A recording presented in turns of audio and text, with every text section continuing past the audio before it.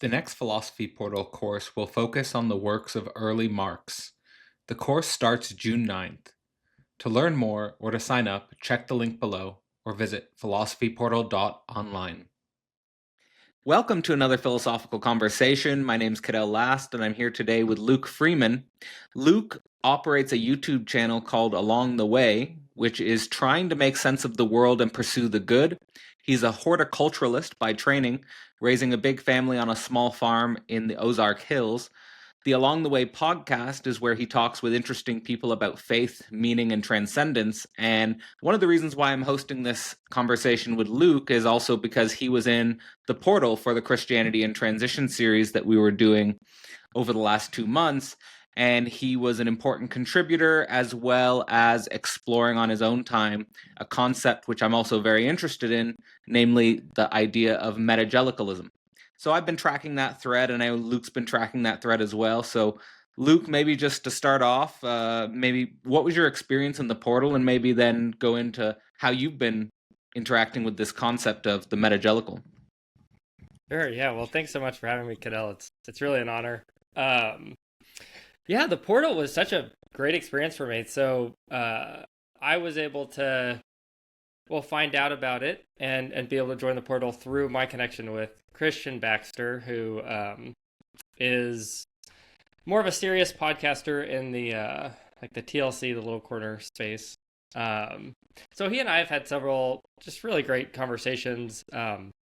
He's a fellow Arkansan, and anyway, we have a great connection. And so he was able to invite me to this portal conversation on Christianity in transition, and it was really, really meaningful and generative. And I think what I was most impacted by was how, Cadell, you brought in, I'll just say, like a relevant perspective. It felt like from the left. I feel like the TLC space that I operate in most of the time is more of a right space. I'm a weird leftist. I'll own that. I'll own that. I mean, but and please, I mean, correct me, but I'm really just trying to. I felt like you really helped me understand, what's happening, kind of from a different perspective, or maybe more of a detached vantage point. But I'm someone who, I've kind of had my own faith journey that included deconstruction, coming back to faith, and where I find myself now, it's kind of hard to figure out exactly where I fit. And there's something about conversation around Metagelical that, for me, really helps describe that experience of being a Christian as I am, which is someone who finds a hard time fitting into specific boundaries, feeling inspiration from a lot of different Christian tradition, finding myself still in kind of more broadly the evangelical church, but I don't know, a lot of my outlook and inspiration comes from outside of that.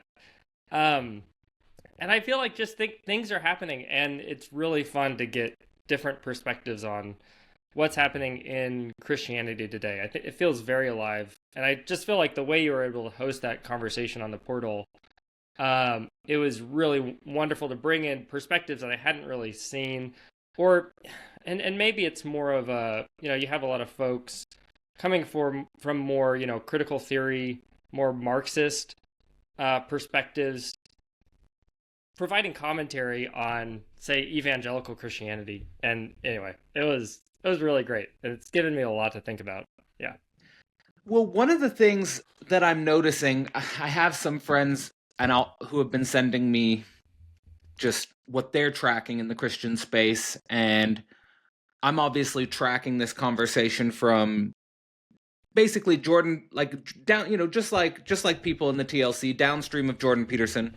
You follow Jordan Peterson, you find yourself with Jonathan Pageau, and then Jonathan Pageau to the TLC is kind of like this pipeline that Paul's pointed out. And my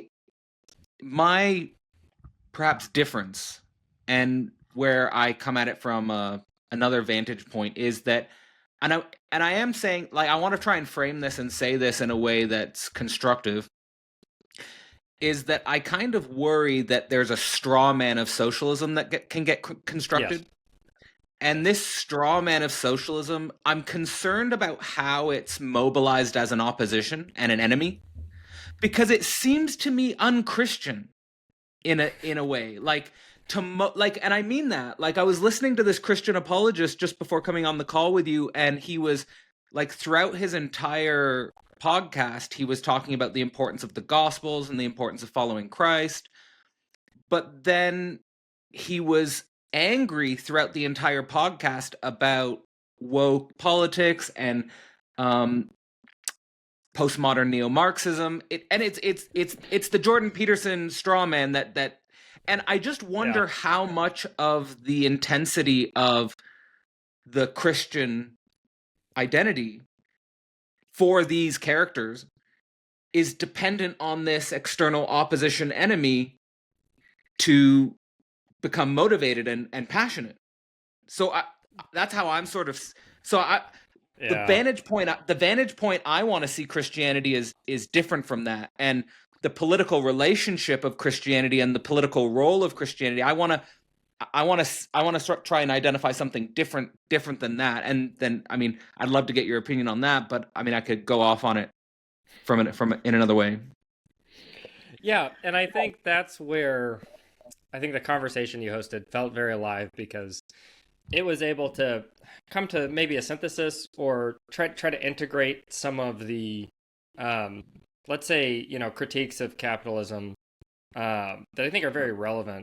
And I think as a Christian, I'm really that's a growth point for me is integrating more of that kind of postmodern critique, postmodern theory, um, because I think you're right, Cadell. There's kind of a cul-de-sac that I think kind of the Jordan Peterson sphere can get stuck in, which kind of you kind of ground out, say like in the Cold War era, like kind of Cold War religion, um, which is yeah, continuing to posit these Marxists or these postmodern neo-Marxists Well, as the enemy. well, there was, I don't know if you watched it as well, but this is kind of super important for where I've come from. But the conversation between Peterson and Zizek, it's almost like people have forgotten about that conversation. But Uh-huh. there was a moment in the conversation where Zizek said to Peterson, like, who are these people? Who are the postmodern neo-Marxists? Like, where are they? Like, Where are they? like almost like they don't like, you know, so there is that dimension of things. Like, are we fighting, like, are we really erecting some, like, a straw man that doesn't really exist? But on a deeper level, I'm more interested in, for me, what I take from the Christian message, Christ as the way, is that Christ is with people who are radically different from him and other than him, not surrounding himself necessarily with people who see the world the exact same way as him. So when the Christian identity becomes trapped on this enemy obstacle or other, Yeah. especially in a social political context, it seems to me to be a performative contradiction of sorts. I don't know if you agree with that. Yes. Let's Yeah. maybe let's maybe let's maybe start though with, like, I take it to also be like the metagelical angle is also downstream of Peterson, and in many ways trying to differentiate themselves from Peterson, in the sense that even Paul Vanderklay put out a video Right. kind of titled "We Who Wrestle with Jordan Peterson," kind of wrestle with, like, what, and even I sort of insinuated that, like, Ark was kind of like an antichrist, potential, like, rise of the antichrist type of thing. But, like, what do you think it is about Pajot and the TLC or metagelicalism that is trying to differentiate itself from Peterson? I listened to a talk with Pajot where he was saying he saw the two pathways as sort of just reducing Christianity to its psychological significance versus, like, a genuine revival of the ontological validity of the Christian story, and like a Yeah. real return of Christianity. Yeah. Yeah. So to make it, I mean, very personal, what brought me back to faith? A few different things, but a really, really critical piece of that was listening to Peterson's Genesis lectures. and hearing someone integrate evolutionary biology and evolutionary psychology into the Genesis narrative. And I think that might have been like the biggest gift that Peterson gave the Christian community, was a way to be able to synthesize, modern biology and psychology with the Christian story. Um, in a way that, it allowed some of us who, I mean, a big part of my deconstruction was just hitting a wall when it came to, um, you know, biological evolution that I was learning in school versus how my religious leaders were telling me to be able to make sense of evolution and interpretations of Genesis. So I think Peterson was able to integrate that, but also, um, in a sense, kind of elevate the discussion where it was more about a discussion of meaning and myth.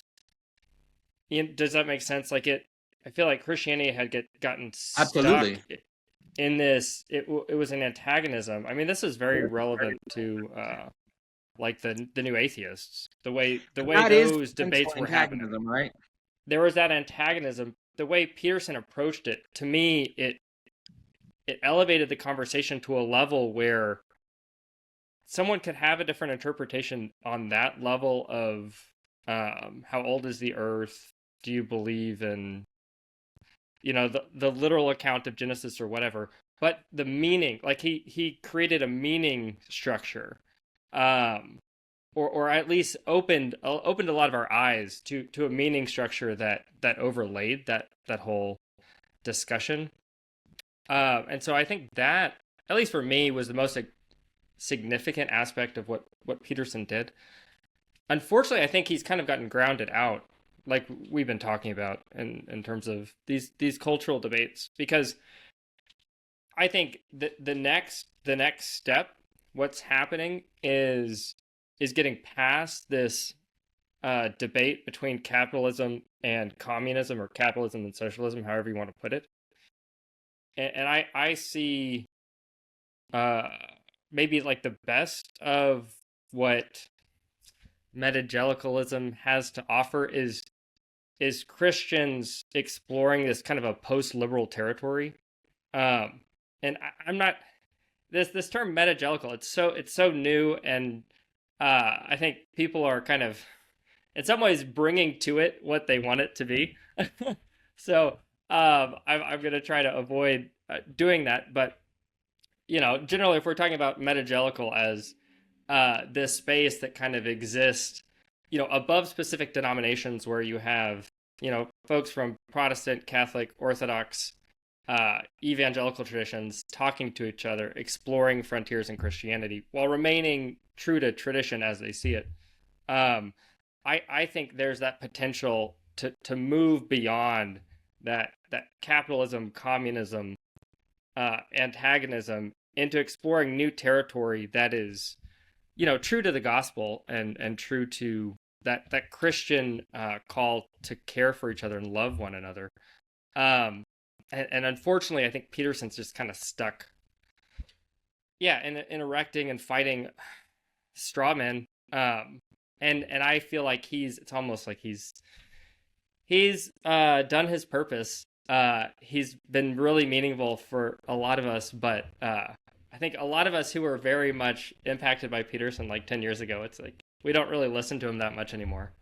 Uh, but yeah, I mean, Pajot is still, I think, very, very current, very alive, because I think Pajot, in his um, inspiration from, say, pre-modern tradition, that's creating kind of a plausibility for different ways of living that are kind of beyond just this kind of modern capitalist structure we live in some ways. So I'll say that like my concern and what I'm tracking is like the difference between, let's say, exploring a post-liberal space and becoming illiberal or pre-liberal. And like Right. how do we track, or how do we, and I want to admit that like this is a very disorienting and maybe even a non-orientable surface that we're exploring here, especially when you're bringing in resources from a metagelical angle, like you're saying, which is sort of like you mentioned, mobilizing all the different specific denominations in historical Christianity. What I would like to ask you specifically is, how do you see that getting us out of the capitalism socialism tension? I know that you've been paying attention to discourse around the commons. Is that kind of the way you see metagelicalism breaking the capitalism socialism and antinomy? Yeah, I think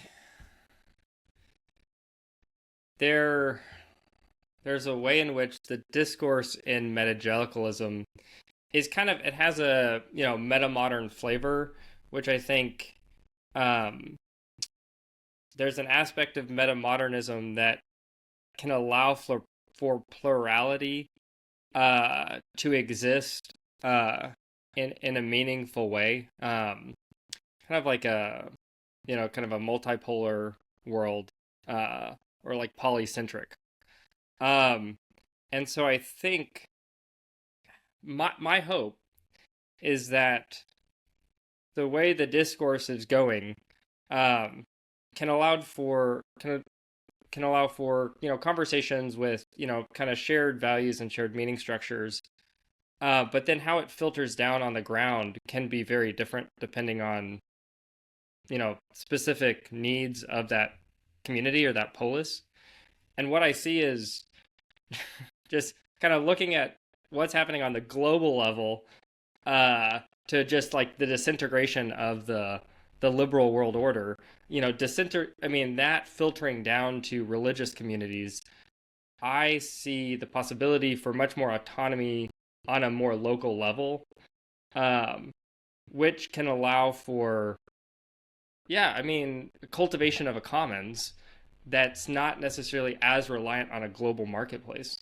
Um, and that's where I think there's a way to move past this tired debate between capitalism and communism, or capitalism and socialism, because I think that debate is premised on this idea of we need one system for everyone. And my hope is that we can move towards a world where we can have communities that find economic models that work for that community, while also allowing for cooperation on higher levels, shared meaning on higher levels. Um, but on a more local level, there's just the opportunity for more collaboration and cooperation, uh, with, I think, the recession of modernity and the kind of liberal global world order in some ways breaking apart. But I don't know. Well, I mean, I totally agree with the idea that we're getting sucked up into kind of liberal global world order. I mean, Paul Kingsnorth calls it the machine. Right. Yeah. I think he tracks it from, and he tracks it from the origin of capitalism and industrial production, and tracking the revolts against industrial production, different modes of industrial production, that have been sort of going through our society in waves since the 19th century. Does metagelicalism allow for new forms of communities? And I guess like the biggest tension there for me is, what is the relationship between metagelicalism as an online phenomenon versus metagelicalism as a on the ground, you know changing church life? Are you seeing sort of changes in church life, or possibilities for different social organization as a consequence for this, or is that a hope, or where are you with Yeah. that? Things are so new in this. It's still What new, I yeah. think, at least what I found, I think how interacting in the TLC, which I think is broadly, generally metagelical, at least in form, could say, Yeah. um, is that it allows us to practice meaningful conversation, with people who have very different on the ground experiences, um, and kind of practicing speaking in a language that can allow for communion while also diversity. It's like the unity and diversity thing, um, where we can have communion on a higher level, but then still, be rooted at the local, the physical. And so I think with metagelical, like if I could see metagelical, say, shaping Christian culture in the next 50 years, I think the result of that would be more of a sense of a shared Christian identity on a high level, like a mere Christian understanding of we are all participating in the body of Christ, like a real communion, and less of a feeling of I need to convert these Protestants to Catholicism or get these Catholics to convert to Orthodoxy. It. I feel like the metagelical movement is lessening the emphasis on those kinds of apologetics, focusing on like real, like meaningful communion, say, participation in the body of Christ, but then how that translates to your specific community can take so many different forms.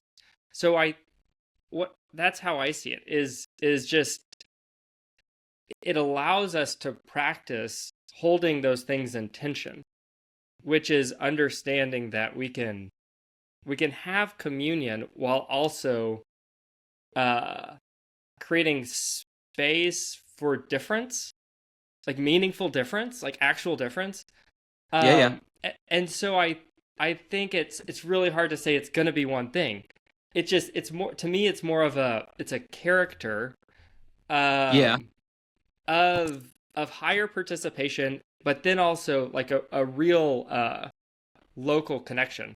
And it makes me think of, Jonathan Pageau all the time says go to church, and he doesn't say, convert to Orthodoxy. He just says go to church. So I think that's where it's like I've been an tracking that. emphasis on that local participation where you are, um, which can take many different forms. But then we have this kind of, you could say a symbolic imaginary, sense of a higher participation that can bind us all together, um, on the higher level, and then, inspire us, to kind of, bring those ideas down to the local level. So, I will just say And to do then you make think it. that was that a big roadblock internal to evangelical circles? Was it a big roadblock to coordinate and collaborate with Orthodox or Catholic, for example? So is that like really moving the boundary, the barrier? It's still, it's still an issue. At the church Well, I my was wife gonna and I say, I go mean, to, we are Catholics and Protestants really Christians? I'm just that was a joke. That was a the real joke. question. No, but at the church, at the evangelical church my wife and I go to, I had I guess an elder who I was talking with who talked about how he used to be Catholic, but now he's Christian. Like, you know, when he was a Catholic, he wasn't a Christian. And so there's just that, it still exists, it still exists. And I think for me personally, that's why there could be a lot of tension in my in my embodied, life with fellow believers, because I'm interacting with a lot of people who very much have that kind of perspective where, there's the right kind of Christian. You know what I mean? Um, and I think that is one thing that the Metagelical is doing, is it's kind of creating uncomfortable situations for people like me who, you know, raised evangelical. I discovered Catholic tradition, started praying the Rosary, uh, find a lot of meaning Heresy. in Catholic, spiritual practice. But there are a lot of people in my, real community. It'd be hard to talk about Yeah. that with, because they would see that as idolatry, and that would affect my communion on a local level. So I think these things it makes things kind of messy right now on the ground. But like I said, I mean that's my hope is for, um, I think you're just going to see it more and more with, Christians interacting with each other on the internet and interacting across different, um, creating those spaces of shared communion. Well, I mean, at the same time, I think there's also going to be kind of more of a, digging down, right? Uh, as as people get overwhelmed by diversity, they can just kind of hunker down in their own tribe, which I think that's probably going to be some dynamic. But um, So I want to push towards a real difference. So and I want to see this as like, I want to say, like, even this conversation and what we're doing, I want to test this out as like a, where are the boundaries of the metagelical? So like I'm gonna test it. I'm gonna test it out yeah, first. So like first, well, actually, okay. So here's deciding what distinction to throw first. So the first distinction I'll throw is that I was just at Peter Rollins Wake Festival, as I told you before we hit record, and I met a pastor. So I'm going to stay inside Christianity for this distinction, right? So I met a pastor, right? And we hit it off. We got along well. And then I was looking at, and he was telling me about his church and the things he struggled with and stuff like that. And then I look at his Instagram on his church, and he's got a church with the LGBTQ plus flag outside the church, with the cross on the LGBTQ plus on the LGBTQ plus flag, right? So it's like so he was a very progressive pastor, basically, yeah, is what I'm trying to say. And so this progressive pastor brought us into basically, let's say, I mean, it's a leftist social space in a way. And so would that be a distinction that would create tension first, like in the TLC or in the metagelical conversation? Or how would the metagelical conversation process basically that way in which religion and politics do interface? Because we also were saying, like, for example, if we watch the Jordan Peterson gospel seminars, they were a metagelical space in terms of, you had a Catholic, you had a Jew, you had an Orthodox, you had all different Christian, but they were kind of all, let's say, Daily Wire conservative types, yeah, you know? yeah. So I don't know what, I mean, we're just feeling it out, but what do you feel when I say that? Yeah, I think the reality is this metagelical space that we're describing is definitely right. It's it's definitely on the right. Um, but I again, like as we mentioned before we started recording, talking about how I would absolutely love to see conversations between, say, those who represent, say, metagelical perspective and the emergent perspective. Because to me, I see this as kind of the left and right hand of the same movement.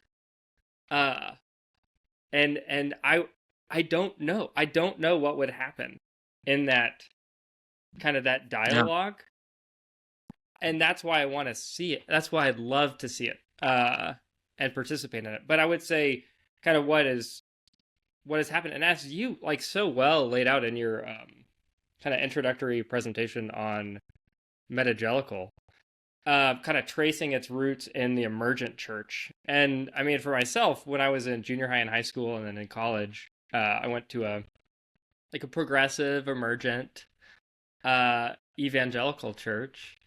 They wouldn't call themselves evangelical, but they definitely were. Kind of like the Rob Bell, Yeah. And Brian did you have always McLaren. a tension with them? Huh? Did you have a tension with them, or did you like that space, or what No, did you feel in that I was space? all, yeah, I was kind of Okay. bought into it absolutely at the time. Yeah. I mean, I remember when Rob Bell started producing the Numa videos. I mean, it was really fresh. Um, love the sense of creative expression that we had in this church context. So that's the thing. Like that is in me. What I saw though, which kind of served as a cautionary tale for myself, was that, that church ended up getting more and more involved in progressive politics, to the extent where the pastor felt like he had, more of a calling to politics than to, pastoring this congregation. So once he took a step into politics, the the body of that church just kind of disintegrated. It just didn't have, there wasn't enough glue or cohesion, and it still kind of more or less exists as a loose network of friends, but it's not really, say, like a church. It's not formative in the way that I think of a church as being formative. And so I think for myself, I took that as a cautionary tale of what can happen, to kind of taking that left turn, which can often just bleed into progressive politics and kind of ground out in that way. But I think there's something really important in bringing those two perspectives together, because I think there is a little bit of an echo changer or filter bubble that is happening, as broadly speaking, our culture is kind of divided between left and right, and I think the Metagelical is a more, like a right hand expression of this phenomenon. But I would imagine this is happening on the left as well, and I'd love to see those two I sides agree. in conversation. That's what I've been trying to feel out. And so, like, I want to say first that in the opening talk at Wake Festival I was having a conversation with Peter Rollins, and I was trying to sort of see the term that came up in a conversation was, from my point of view, was, can we build impossible bridges?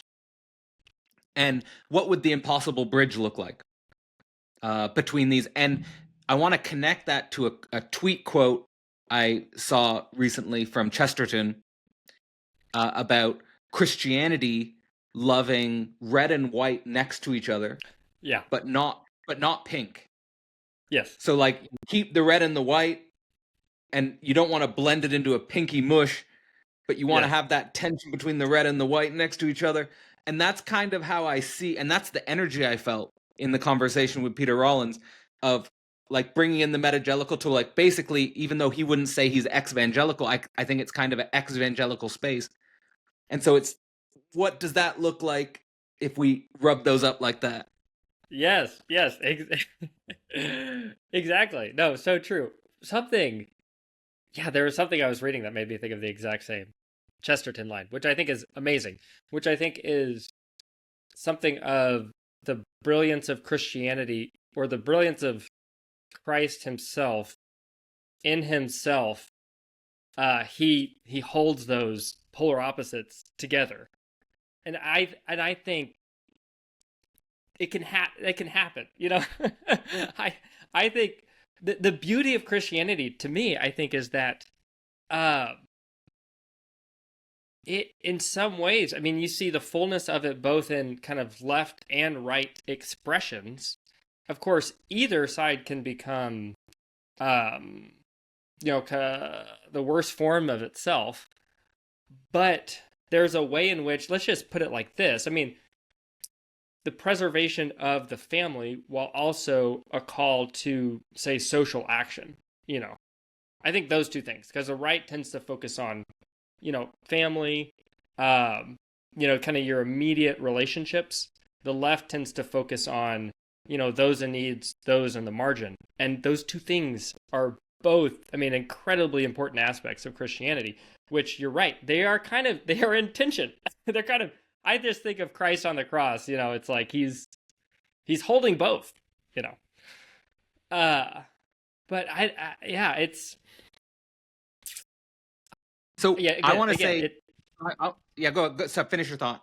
I was just gonna say, I would love to see what would happen from that kind of conversation, and I think it's needed. I honestly think it's very, Absolutely, very important. I think in some ways both of these branches have allowed to kind of co-evolve, kind of develop their different modes of thought, and maybe different priorities, and it's time to then, bring them together. See, what would generate from that reunion? Yeah, so one of the reasons why Philosophy Portal started with Hegel is because I really do think there's an interesting connection between Christ and Hegel in theology and philosophy. precisely on this holding these polar opposites, this impossible bridge between polar opposites in a constant tension, and like thinking from that perspective.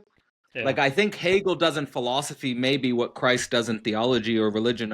I'm not sure, but like I want to, like, that's kind of one. I mean, that was one of the ideas I was exploring in the Christian atheism course, and for me, that like the Christian atheism concept is like that, like where it's holding them up like this, where ultimately it is trying to point towards that difficult conversation. But what I wanted to say about how you were determining the right and the left and their concerns is what I wanted to emphasize is I totally agree with you that the right is focusing more on the family, and let's say the left is focusing more on the margins. What I want to do is connect that to Hegel's system in the philosophy of right. In the philosophy of right, he has a system that goes family, community, and state, and in that order, like it's like kind of like a fractal: family, community, and state. And I think that the right is always going to go more local to the family side, and the left is always going to go more global to the state side. And then the right is going to see the left as potential state tyranny, and then the left is going to see the right as like regressive localism. But the thing is that if the but my, now so like what I've been doing since 2015 is focusing on internally critiquing the left, because I feel it's like kind of you critique what you love. Right. So like that's how, like, and same for like if you love your nation, you critique it, like, or if you love your religion, you critique, like you want it to be better. But I've been saying, like, as long as the left sees the family as in an antinomy with freedom, that then the left is going to be dead. Like the left cannot see the family as an enemy of freedom. Like the left needs to learn how to see the family as a emancipatory possibility, right? Otherwise, it has no ground, right? And that's the problem for the left. The left is totally ungrounded. Like it's totally lost it in a deep way, right? And so, but then the right, and this is what I want to throw out as a challenge for you, is like then on the right, I feel like it's only seeing the state as a possible tyranny instead of kind of how can the state be improved. And if it's not, then it will go into this local tribalism as a constant. Like there's always going to be that threat. And also then one more thought is that I'm convinced that the commons is important. Yeah. But I'm not convinced that the commons can be a complete shelter from capitalism. So, but that's my, and I could be wrong. But that's kind of what I'm wrestling with. This is so good. Yes. Yeah. No, just what I was thinking about, just your kind of self-critique of the left, is for me a growth point has been really taking serious critiques of capitalism. Been reading Todd McGowan, Pure Excess, which is brilliant, and talking about that book with my two younger brothers who are both leftists, and we've been having really good conversations, which has been fantastic. But that's dope. Yeah, no, I love it. I would love to be a fly on the wall in those conversations, right? Yeah, we're recording them. They'll end up on my YouTube. It takes me so long to edit videos, but eventually they'll show up on my channel. But yeah, I mean the thing that it makes me see is that the family provides shelter from the market, and I think the vision of communism is in some ways what family enacts on a microcosm, which is that each individual is seen. Totally agree. With their unique set of how they can contribute to the greater whole. Let's look at the family. So each of my children, they're each individuals. I'm not going to expect the exact same thing from each of them. I'm going to provide for all of them, no matter what they do for me. So there's a sense of equal provision, but then also a provision that's based upon their actual needs. Me as a father knowing their specific needs, and also calling forth from them their potential, which is unique to each of them as an individual. So it's totally different than the market. And I think this is what the right misses, is that we focus on the family, but then we just take for granted all these implicit values associated with capitalism, which are completely antithetical to the family. And if we keep going down this road, it's going to dissolve the family. And so I think, yeah, both left and right were, yeah, longing to create these shelters from market dynamics. And I think the family is a beautiful expression of that. And even if you look at that family and you can expand it, so it's not just who you're genetically related to. To me, that's a beautiful, beautiful vision for community. And I think then, yes, what needs to happen on the right is, let's think about the family and why that is beautiful, why that is a beautiful structure, expand that out to our community, see that as a polity. And so what politics would allow us to have those kinds of relationships of kind of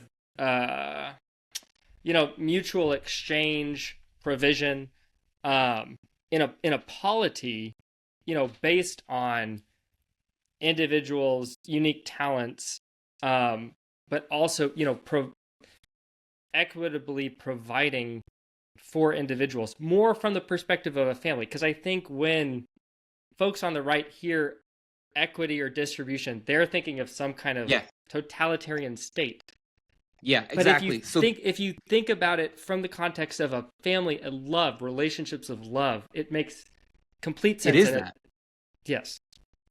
It is that. So again, with this structure of family, community, and state with the left and the right, what I want to propose is that where the conversation meets is that I think first, where, like, to me, the left and right can, and what I like about why I follow the Metagelical and why I follow the TLC at all, I think, is because I think that if the left and right can get agreement on let's say, the basic problem of global capital, we might not agree on the solution, but if we can agree on the base, if we can agree that global capital is a problem, then that's a starting point of a shared similarity, a political similarity.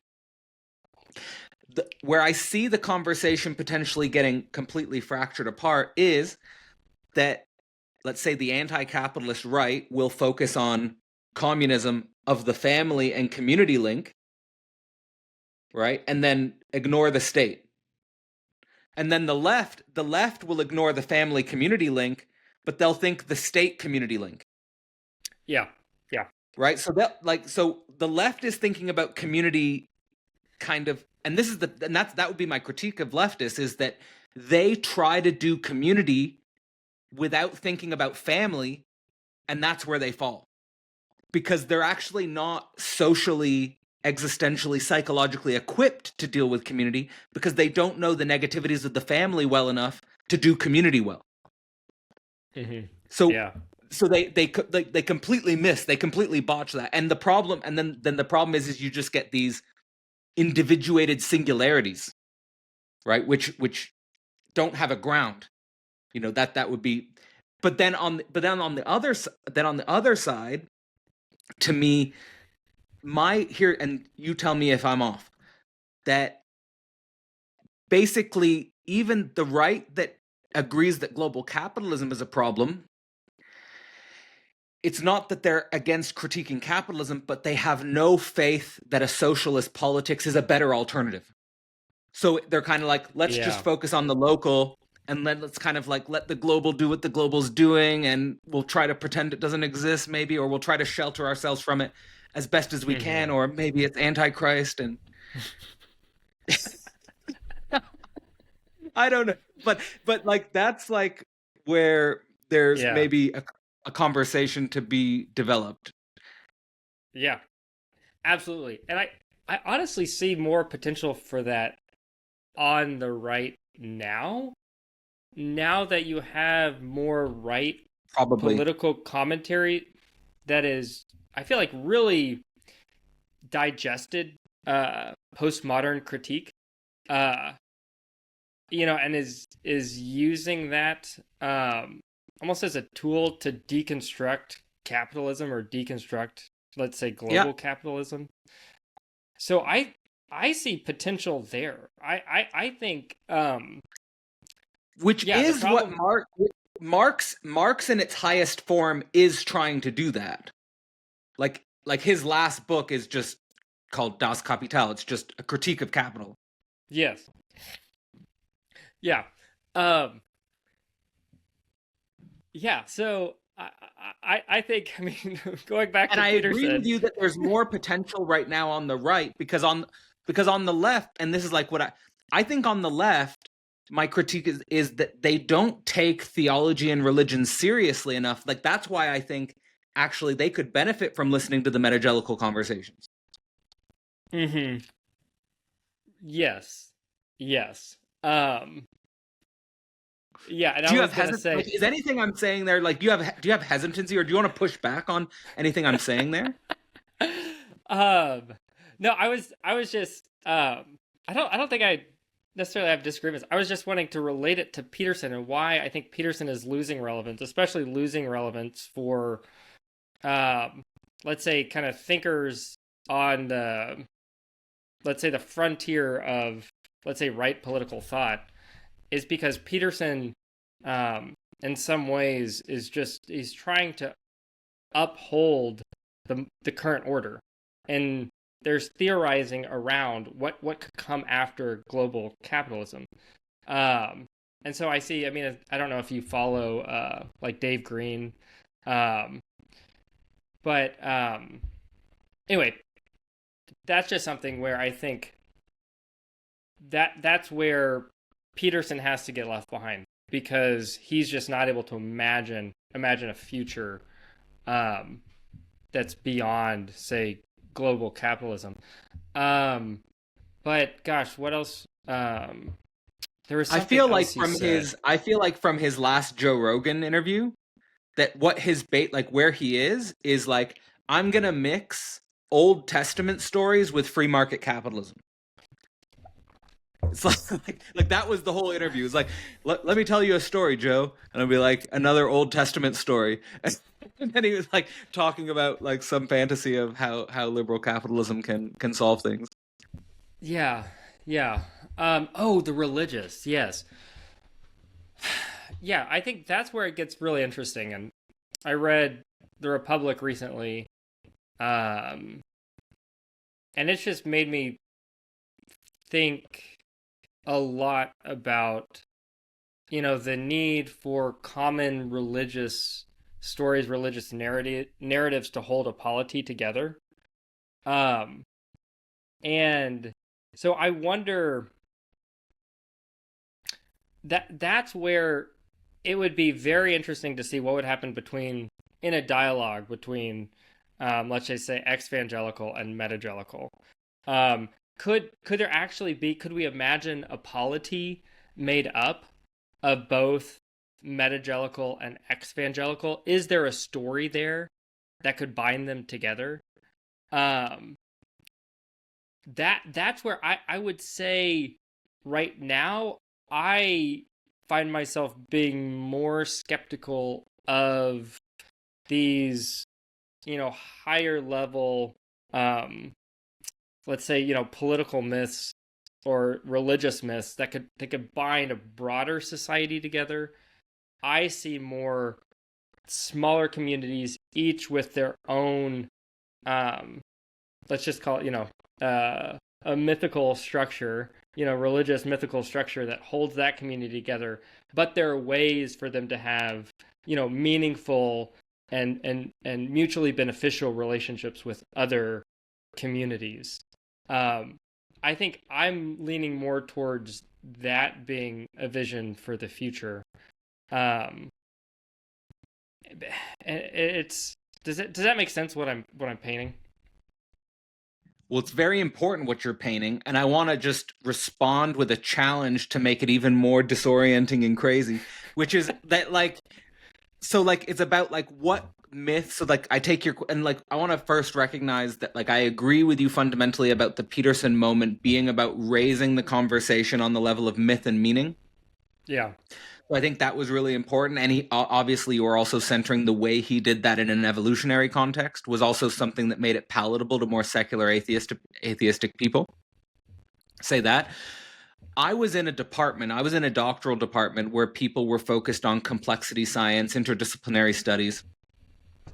And I was always left wanting when they thought that a global myth to unite humanity could be something like complexity science or big history. Like we tell a story of the Big Bang, like from the Big Bang and the complex development of physical and biological and cultural. Somehow that makes us all feel like we're united because we're all in the same universe and we all come from the same history. And I was always like, that's not going to work. That's really just to me, that's a flat abstraction. Yeah. Not Yeah. saying Yeah. Yeah. I could be wrong, but that's always been my take. Now, the Metagelical seems to be held together by the Christ story. Right. Now, that's not going to hold together global plurality that's not Christian, but it might hold together all Christians from the same denomination. And I would even posit that it could even include ex-evangelical, because I know some ex-evangelicals Yeah. that still are fundamentally rooted in the Christ story. They just might have a more deconstructive view about church. Like, I think that's actually the big distinction between metagelical and ex-evangelical, which we could maybe pause on for a sec. I think Okay. it's church. I think it's church. I think the Okay. metagelical, like, and like you said about Pajot, he's not saying become Orthodox. He's saying go to church. Right. And I think Paul Vanderklay is saying the same thing. I don't think Paul Vanderklay Yeah. is saying you should become Orthodox or Protestant or Catholic, even though he's Protestant. I can tell that he doesn't. He's necessarily not. You know, he's trying to keep Protestantism, you know, but include the Orthodox. Yeah. Yeah. And the Catholics, but fundamentally church. Yeah. Right? Like go to church. And I think the ex-evangelical deconstructs that. Like the ex-evangelicals, I think the ex-evangelical that classifies the ex-evangelicals at Wake and who I know. It's no more church, basically. And then my challenge to the ex-evangelicals was basically, okay, we do these yearly festivals, right? Like Wake Festival is a yearly festival. But a yearly festival is not enough for most people. They need something weekly or monthly. There needs to be something more throughout the year, not just a festival once a year. So, and that's my challenge to the ex-evangelicals is, okay, you deconstructed church, but can you do like local rituals that are stabilizing something throughout the year? Because I don't really think the annual thing's going to hold. Yeah. I would just say, listen to Vervaeke. Like, just like do a deep dive with Vervaeke and figure out some religious practice. I just want to throw out the metagelical and the ex-evangelical, united by the Christ story potentially, but not on church. And so then their difference is there. But I don't see that as a completely impossible. I think that is an interesting conversation, is what is the Christian's relationship to church more broadly? And I think that's even a conversation that in principle I would imagine someone like Paul Vanderklay would be open to, because he even admits that estuary is not church. Yeah. That's what I was thinking of. I think the ex-evangelicals need something like estuary. Yes. And I think those spaces can be the meeting point. Yeah. It's like a third space. Because I think, and I feel like where the conversation is going in, let's say, the metagelical sphere, is focus on communion. And so, you know, communion can happen outside of the church structure or outside of a church liturgy. And maybe there could be the creation of, let's say, liturgies that happen outside of the walls of the church, like estuary is kind of a liturgy more or less, you know, a kind of a ritual that allows people to engage in meaningful dialogue and feel that sense of participation. But yes, that's where I could see ex-evangelicals being invited in to communion with, say, the metagelical, because I think there's probably, I would imagine, a longing for communion from the ex-evangelical, you know, a longing for participation. But if something about church makes that impossible. Some people from Peter Rollins' orbit say they find that in the portal, but it's more of a philosophical space. Yeah. Yeah, no, Because totally. it's weekly. Yeah, yeah, yeah, yeah, definitely. Um, and I mean, this is something I'm just in my own life. I'm very interested in creating this kind of, let's call it a third space where, This is a um, common project. where we can experience that kind of communion and participation with, for me and my wife, friends in our life who don't go to our specific church, but have a meaningful relationship with the story of Christ. How can we create these spaces where we can come together in communion, experience that kind of shared participation in that story of Christ? But, coming from different denominational backgrounds and different churches, Yeah, I think it has potential to be very, very meaningful. And to me, that's where the I agree. metagelical conversation allows for me to creatively think about developing these spaces. Because it's so, participatory. It's about ritual, liturgy, somehow, feeling oneself, you know, imagistically in the story. How can we create those experiences? And then here's the thing I love about it: it really doesn't matter what the doctrinal distinctions are. I mean, I guess there could be some trigger points, but that kind of participation, it really doesn't matter whether or not you're a Calvinist or Let's Armenian. Iron Man this. Let's iron what would someone say who would say no, those doctrinal different distinctions are really important, and if you get those doctrinal differences wrong, you could destroy the entire space. I mean, Just you think that's irrelevant? I'm just like it's not for you then. I don't Yeah. like Okay. I Yeah. don't Yeah. Yeah. I I'm don't with you. I'm with it's you. like I'm I with you. don't I'm just suffer fools. I'm sorry. I can be a little dismissive of that, but okay. Okay. I want to be tolerant of people who have that perspective. Allow them. That's Yeah. fine, man. Yeah. But sorry, like I Like guess this space isn't for you. Um, yeah. Yeah. Yeah. anyway, I don't see it as my role as having that kind of argument, because if Yeah. someone's stuck on that plane of argument, I don't know what to do to get them to see a Right. higher plane. I Sure. I would love to know how to do that, but I don't know how to do that. It's kind of like, I mean, I've had interactions with people who are still stuck on the whole, evolution versus literal interpretation of Genesis I'm just conflict. bored by I that. don't. It's so boring.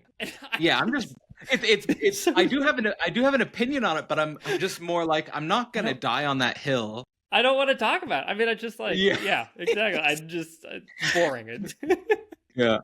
Exactly. So I don't know, and I think that's where this Like kind of like integral theory is helpful for me to think about these things, because I think like the meta modern, some folks in meta modern sphere, use a lot of integral theory. So I've kind of dug into exploring that, and I just think of that's been helpful for me in yeah. understanding how people can be at different, say, stages, and a different stage will transcend and include. And there's a way of just fully appreciating where someone is at as being necessary for them. And it's not my role to try to get them to level up or anything like that. But I think there are just these spaces that we can create that they're honestly not for everyone, because someone just might not be at the Yeah. place where it's a meaningful space for them. Maybe they're just more interested in having a community centered around, propositional statements like a doctrine. That could be for them that kind of like meaningful cohesion, which is fine, I I think the guess. ex-evangelical, obviously the ex-evangelical is also not going to be concerned with these hyper attention to the doctrinal differences. I think they're going to have less of a commitment to church, but I think that again the bridge might be between the church and the estuary, and then maybe on the other hand just secular people recognizing that community ritual is important even if it doesn't have anything to do explicitly with a church or a Christ story or something. Like I think that secular, like consciousness raising among secular people about actually like, and that you pointed towards, well, just study Vervaeke, like study the work on ritual, but like that actually, no matter what, you need the form of ritual. You need that weekly repetition and build community around, you know, whatever is meaningful to you. Yes. Yeah, and just something I've been imagining and having some discussions with my wife about is hosting, some kind of table fellowship that attempts at creating that space, around Yeah, beautiful. a shared meal, but more like elevating the meal so that, there is pointing to Yeah, the Eucharist, and by, ingesting the elements, participating in the body of Christ, and so then having this shared participation together, and also within that, entering the story of Christ together through readings and discussion. Anyway, that's what I've been thinking about. And I'm so glad we're talking, because I definitely have friends who are ex-evangelical. It'd be very, very interesting to get their take on that, if that'd be something they'd be interested in participating in. Yeah. sounds like a promising project to me. It's something that was very much alive for me at Wake. It was something I'm trying to brainstorm. I'm unfortunately quite limited by my current physical location, but it's something that I want. It's something I do in a very secular philosophical way, like the form of what's the relationship between the virtual and the physical, what's the relationship between the local and the global, and like, I mean, it's really like a life project. It's not something I'm going to solve in a year or something like that, but just being mindful of like, well, one Philosophy Portal incorporated a weekly ritual with the portal, but it's online. You know, we do try to do events that are physical. You know, we've done yearly retreats and things like that, and they're like events that are sporadically happening because I think it's important we incorporate the physical. And I think many of the aspects of modern philosophy, like the whole motivation of actually Philosophy Portal, is that we've been trained in a deconstructive philosophy, but we don't know what we're deconstructing. Yeah. So like that's kind of the point, is like that's my sense, by the way, with also the people who create the postmodern neo-Marxism thing. Like either they haven't read the literature. Like here, it's one of two things: either they haven't read the literature for like primary source materials, or they've read the primary source materials from the point of view of an impossible antagonism that I want to tear down. Yeah. Oh, totally. Yes. So the point of Philosophy Portal is more to like study the modern foundations, and yeah, maybe it's futile. I don't know. To be honest, I don't know how that work interfaces with more of the King's North perspective, or more of or what you were saying, the Metagelical, exploring the post-liberal space. Because I also do see myself as, I would say, sublate liberalism. Like, we have to lift liberalism. Like, if you want to use the integral theory language, like the transcend and include language, like that liberalism, like, I guess, and I'll throw that as a question to you. My perspective is that liberalism wasn't a complete mistake. There's many important things about liberalism, but that we want to push it further. That's Yes. you could push back on that, but that's literally the way I try to think about it. Yeah, the pushing further. I'm curious what you mean. What do you mean by push it further?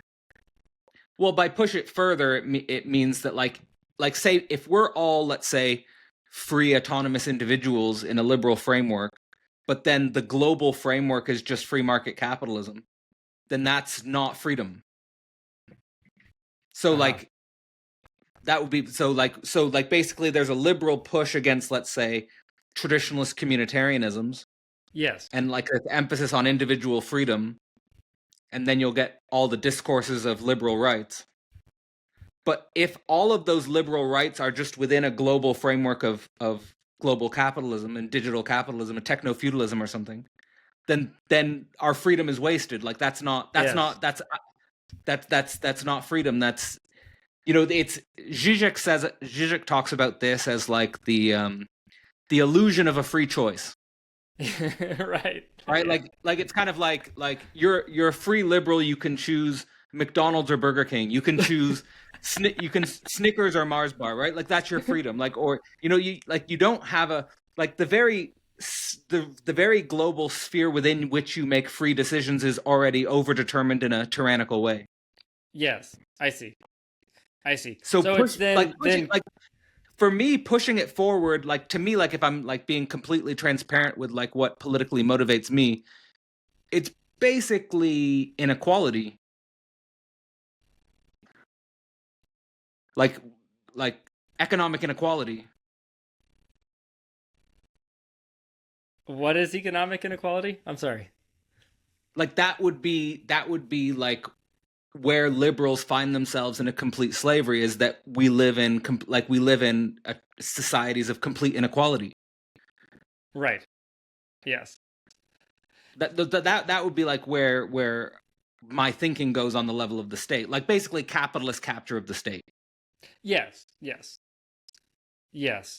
Um yes, and I think where where my thought has been, I think for me just reconciling in my person this draw to Christian tradition, say like pre-modern tradition, um but being myself an evangelical, which is very individualistic, is thinking what does it look like to integrate, say, the best of that pre-modern Christian tradition while preserving the individual experience and the emphasis on the individual. So I think what you're talking about is kind of more economic, social, Yeah, absolutely. uh, playing out of that tension, which is, you know, imagining this a further integration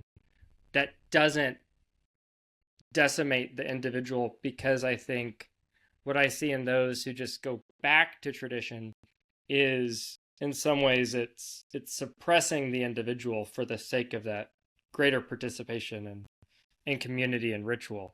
And I find myself longing for that kind of greater participation, Totally. but an unwillingness to Yeah, that's sacrifice the absolutely. individual. Absolutely. And I don't think and I don't think we should, like I don't think we should either. No, no, I don't. Yes, I think I that don't think like so. I think that would be a whole other type of hell. Yes, yes, exactly, exactly.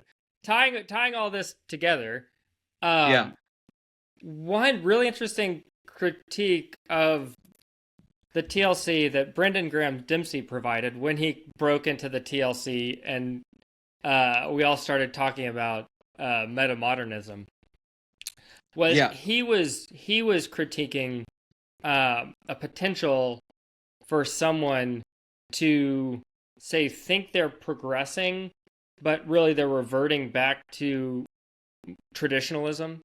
Um, that there's a way in which kind of you could feel like you're bypassing postmodernism by just taking a more traditionalist stance, which in a way can avoid some of the conflicts created by modernism, because you're kind of just Yeah.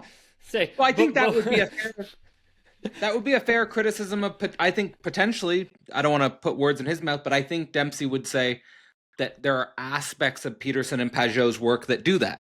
yes, and I can see someone using Peterson and Pajot to avoid postmodern critique of modernism by simply reverting to traditionalism and say, "Oh, well, you're not critiquing me," uh, and I think I've seen in myself something of like a pull, a pull towards tradition. I think it's real.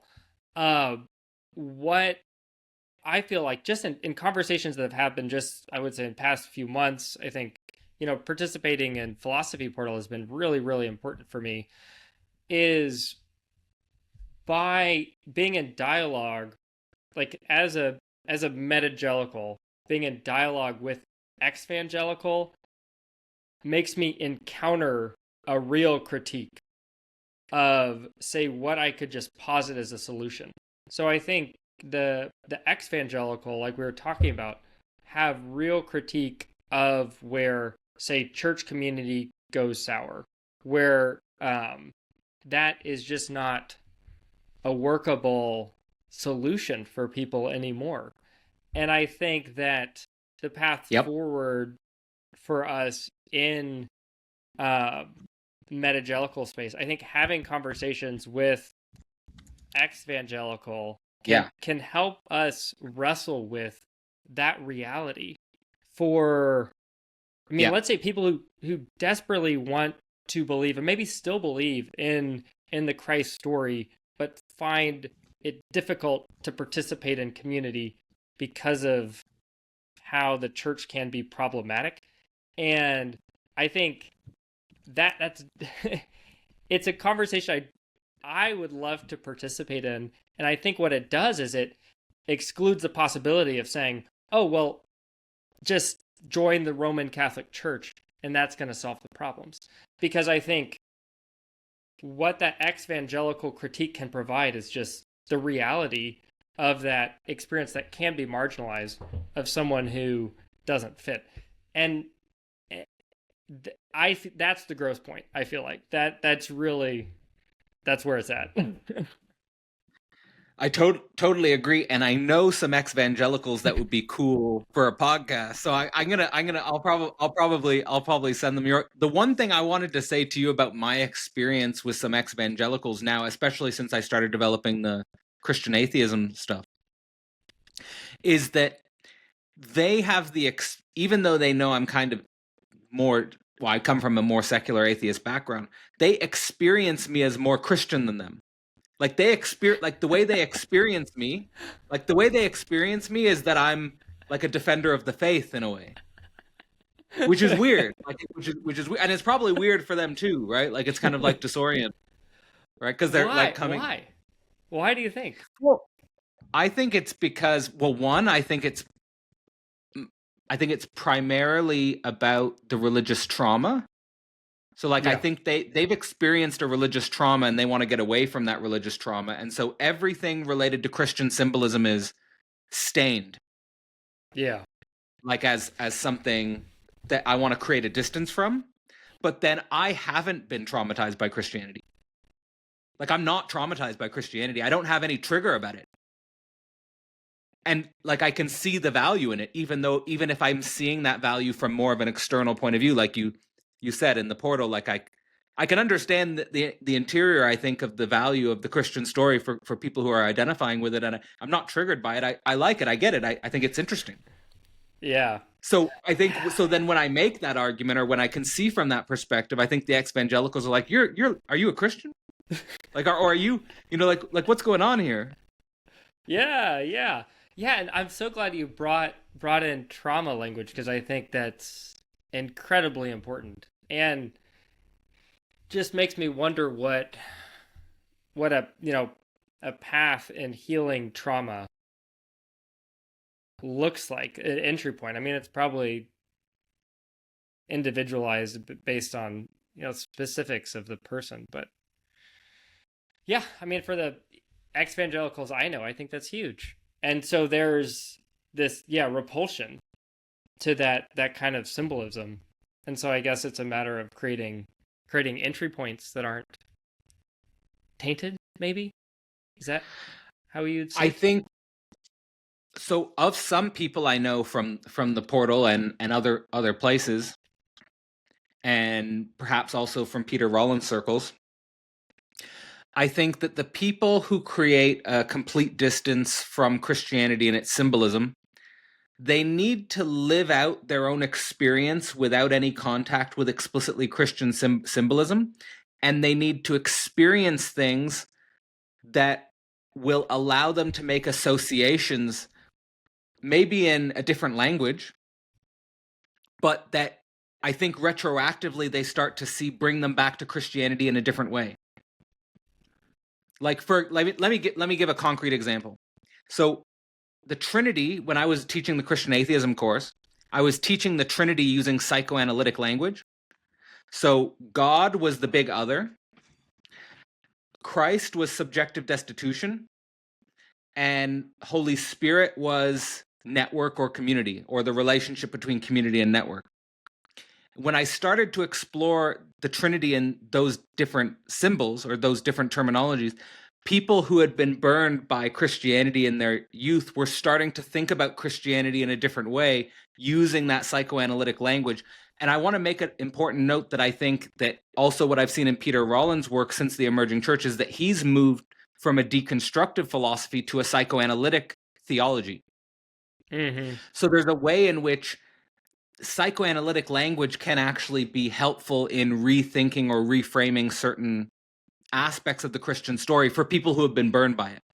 And I think the reason why is because in their consciousness they're traumatized by Christianity, but their unconscious still longs for the same thing. Right.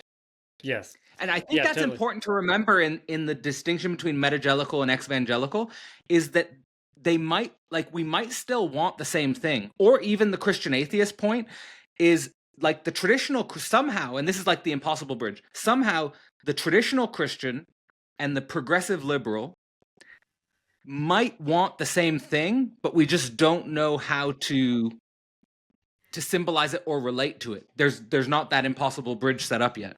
Yeah. No, exactly.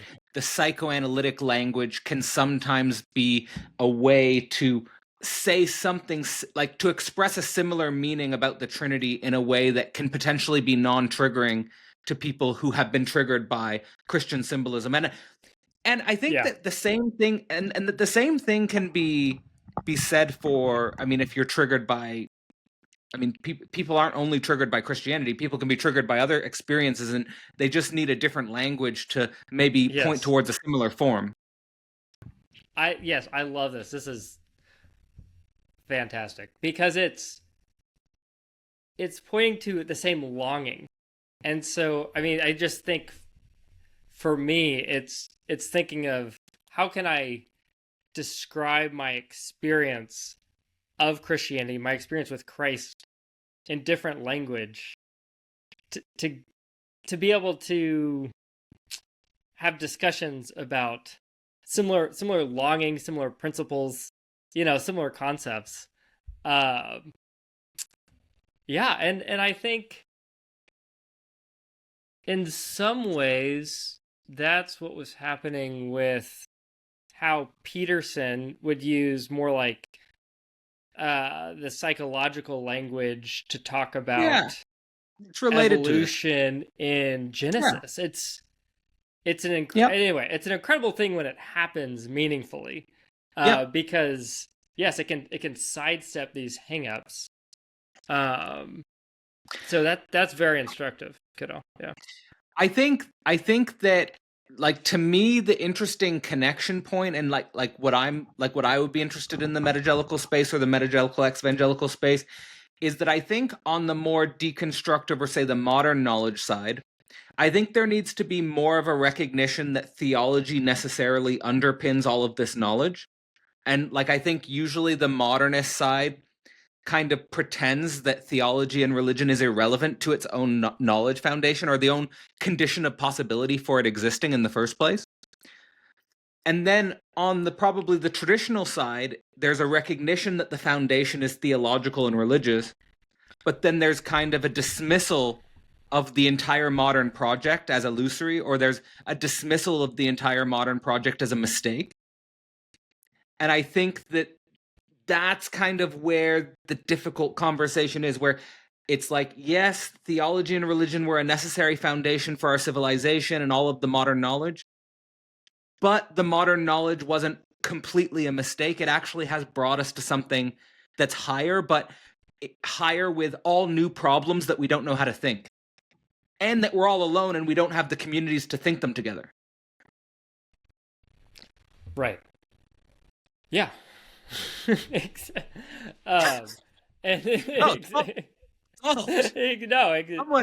Someone put out the tweet. We've solved it.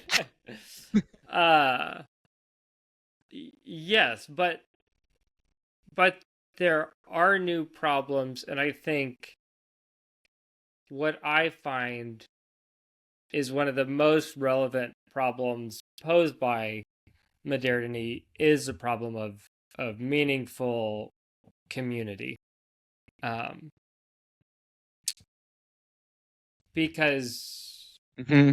Hmm. I Hmm. think the current is just to lead us towards atomized individualism, or at the very least, focus on like the nuclear family, kind of preserving just this last nugget uh, of of the family, kind of isolated from broader community. Um, and so I think, Yep. at least for those of us, yeah, coming at it from more of a right perspective, Yep. it's starting at looking at how, I mean, community has been meaningfully degraded by modernity.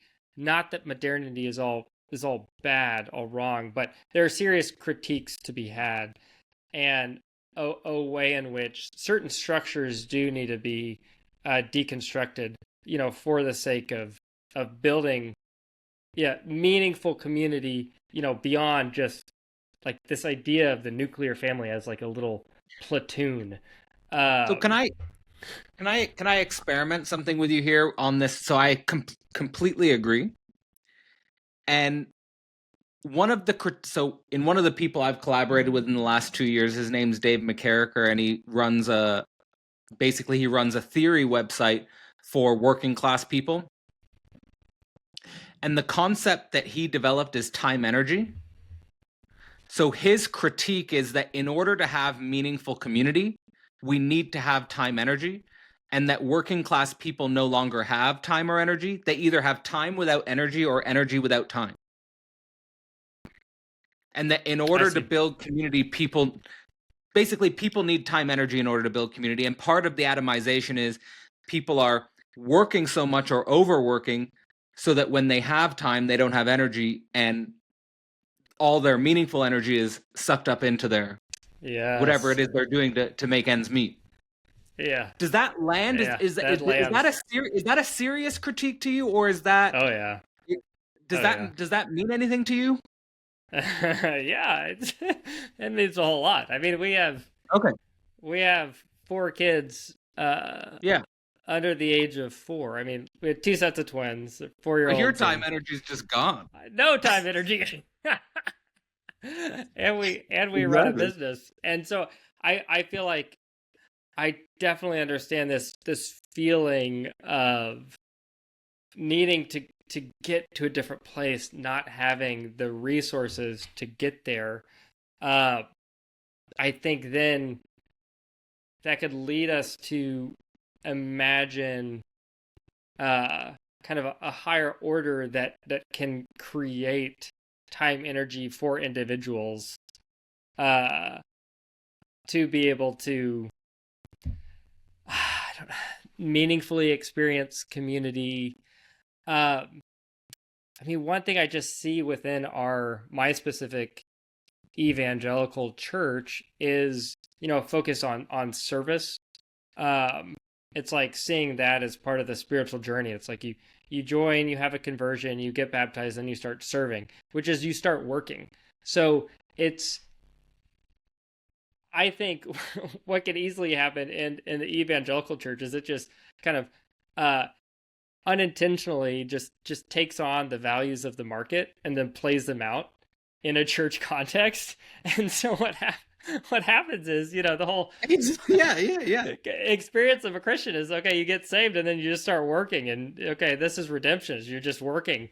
And any spare moment, it's like you're either, working your day job or you're at church and you're working, and this is somehow supposed to be redemptive. And I think it's just let's kind of let's break that open and imagine a more beautiful, trajectory towards the transcendent and towards Maybe we're so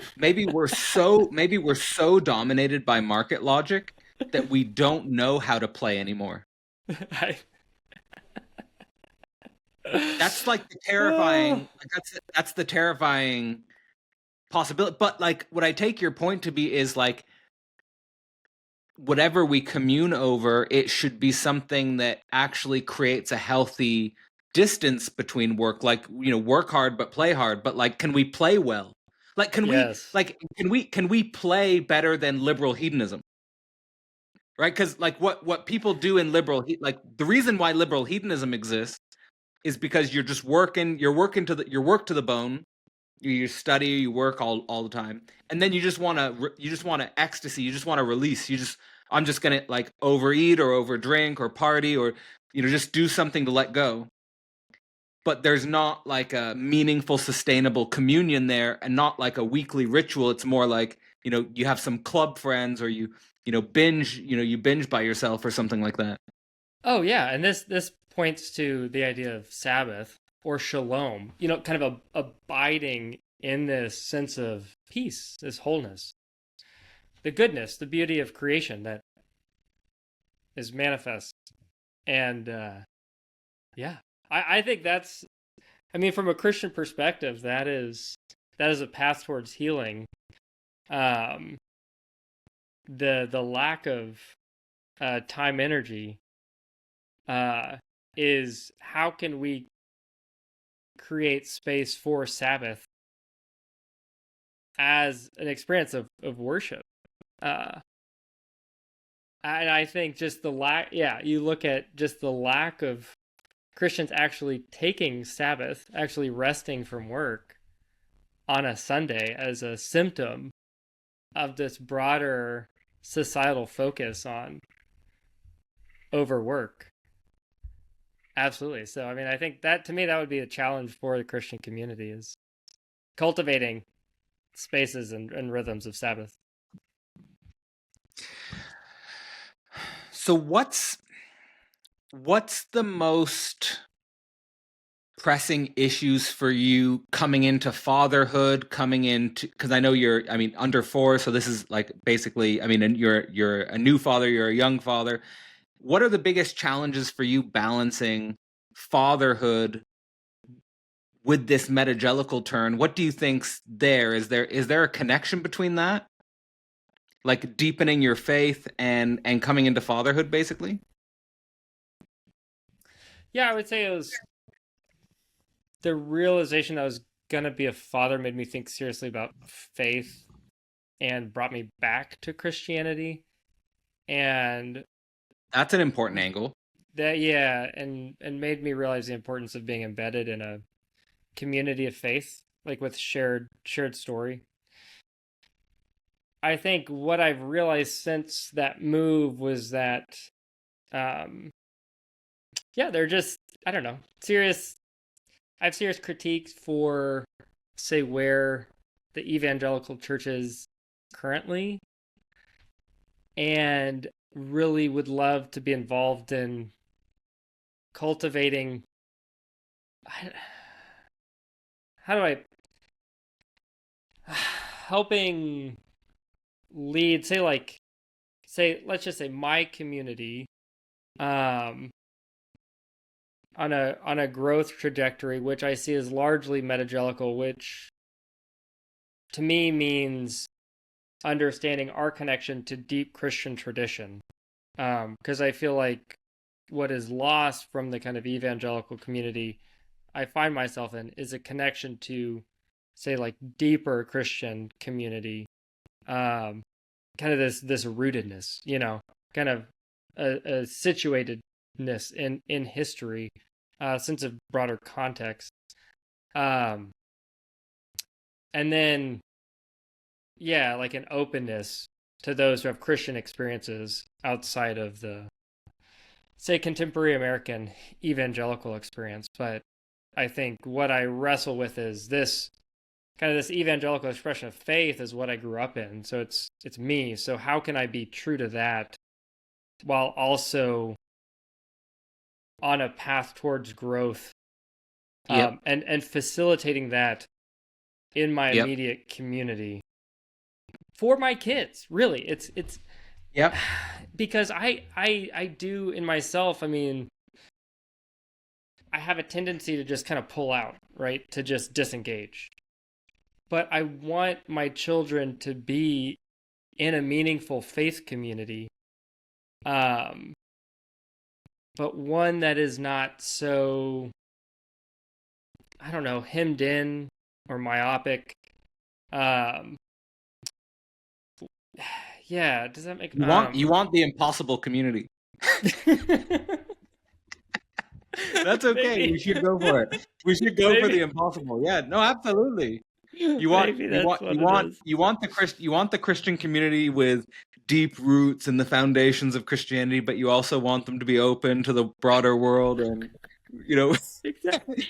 thinking about broader topics. No, but I think we should strive in that direction. We should strive for something that seems impossible from our current vantage point.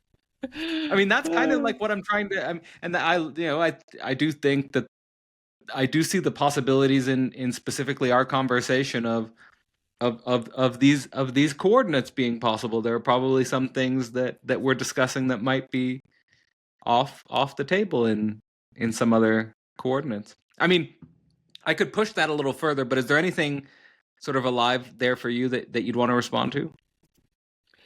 No, I think that's great. This is probably a good place to end the Yeah, conversation, even though I'd love to continue to talk with you, Cadell. Just um, sure. other life commitments that I need to attend to. But I would love to talk again. Let's keep it going. Absolutely. You're a fantastic facilitator and conversation partner, and I I feel very honored to have been able to participate in the portal. It's a really special space. I just have to say that you've done an Thank amazing you, man. job Thank you, man. facilitating that. Yeah. I appreciate that. Well, that's I was to say for anyone who's with us. This the goal of the portal this year is to interface with radically different communities. So we had the integral stage, which is about integral theory. Then we had the Catrone zone, which is about Marxism. Then we had the Christianity in Transition series, which included a month for more, let's say, ex-evangelical and a month for more metagelical. And we keep going on. So like the ethos there is to sort of embody this ethic of engaging with difference, and learning how to build those bridges that seem impossible. Who knows what's on the other side? But I know you've also got a project that you're starting on YouTube called Along the Way. I opened up with. Is there anything you'd want to say as a final note about where people can find you, or what people can expect for you in that work? Oh, sure. It's really just an opportunity to have meaning conversations with people that I find interesting, that I feel like I'm learning from. And I mean, right now I'm just very much circling around uh, the concept of metamodernism, and then Yeah, the metagelical. That's where I'm yeah, just that feels like it's my growth point, because I think for me it provides a vision for, I mean, like we've talked about during this whole conversation, integrating uh philosophically. It's like, for me, really taking seriously uh postmodern critique of capitalism, and kind of exploring futures beyond that. But then also, yeah. just for me on the religious front, yeah, exploring what could be the growth point, from my evangelical tradition. But yeah, we'll see where it goes.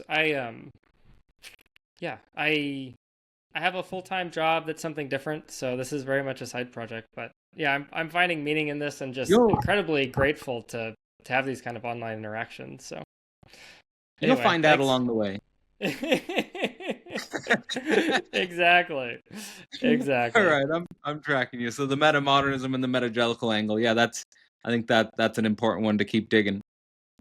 All right, so everyone, it's been Cadell Last with Luke Freeman talking about. Well, we'll just say we've been exploring the metagelical and all of its contradictions and tensions. And thanks for listening. The next Philosophy Portal course will focus on the works of early Marx.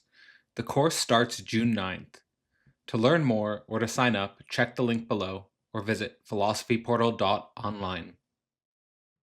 The portal is a living thinking community. Becoming a member of the portal gives you access to 4 live events every month, but more importantly, an opportunity to learn how to think with others, to learn with online creators and para academics, and to develop your own capacity as a philosopher. Becoming a member of the portal also gives you access to the history of our recordings, as well as discount access on past and future courses. This year, members also get exclusive access to the Slovenian School Reading Group, as well as the year-long course focused on Deleuze and analysis. To learn more or to sign up, visit philosophyportal.online.